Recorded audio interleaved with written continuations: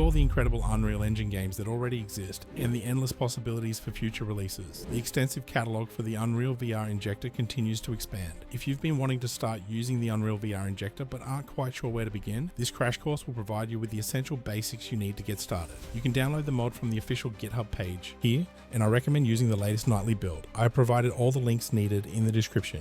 After downloading the file, extract it to your desired location. Inside the folder, you will find the executable file labeled in bold blue letters UEVR.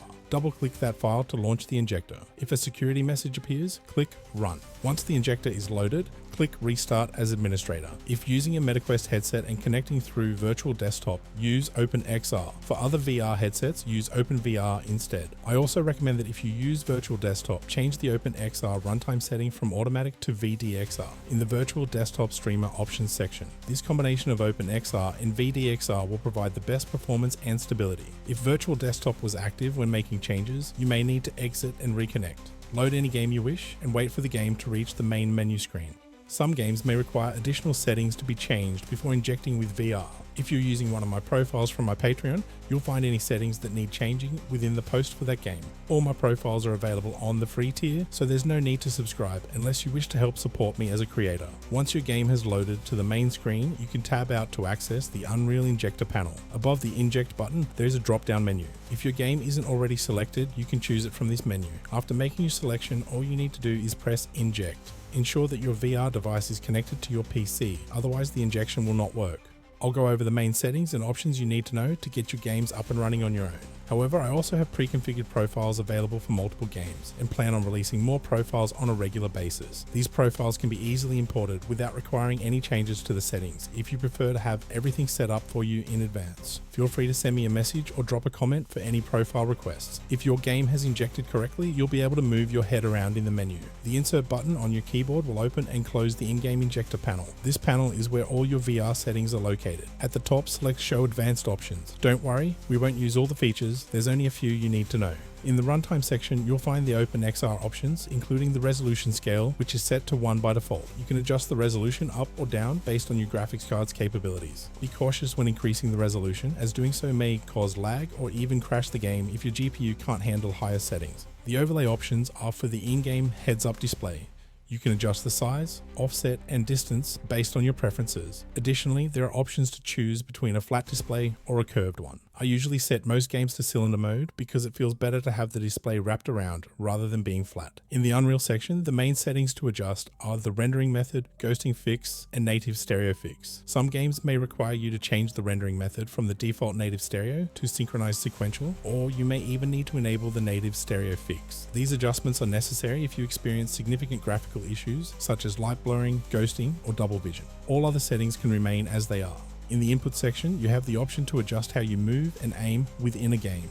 You can switch from aiming with your mouse or gamepad to using your head, which is a much better aiming method for VR gameplay. To do this, simply select the Type drop-down menu and change the setting from game to head.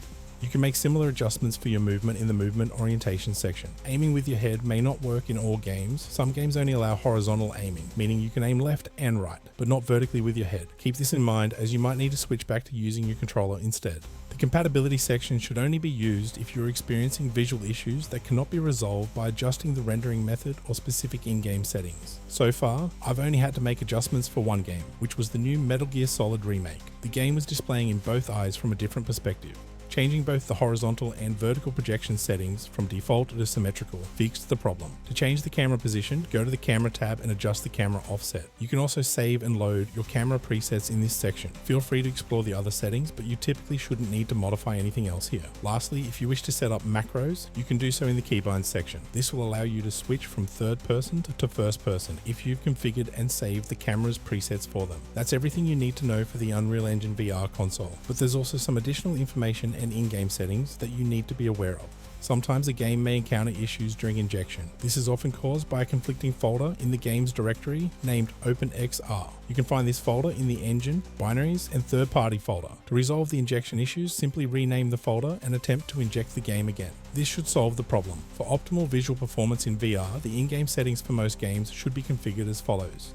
Set the window mode to either windowed or borderless. Avoid using full screen mode. Turn off VSync, ray tracing, HDR, motion blur, film grain, and chromatic aberration. The graphics quality will depend on your graphics card, so you'll need to experiment with the settings for each game you play. You are now ready to experience any Unreal Engine game in VR. And if you didn't already know, the next installment in one of the biggest and best game series of all time is transitioning from the R.E.A.L engine to Unreal Engine 5. This means we should be able to experience it in VR from day one.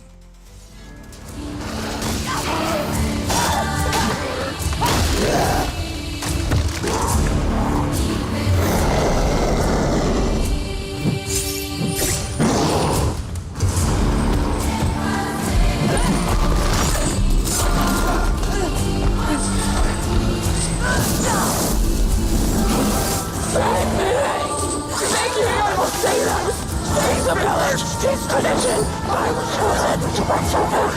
So thank you!